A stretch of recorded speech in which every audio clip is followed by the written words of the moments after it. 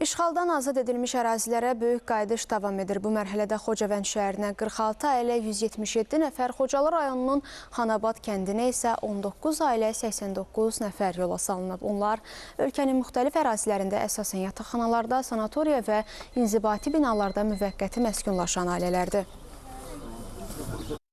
Şəhid oldu ki, mən də öz elimə, obama gedirik. İnşallah Xocavəndə gedirik. Xocavəndin mərkəzində inşallah evimiz olacaq. Allah şəhidlərimizə rəhmət eləsin, qazilərimizə can sağlığı versin.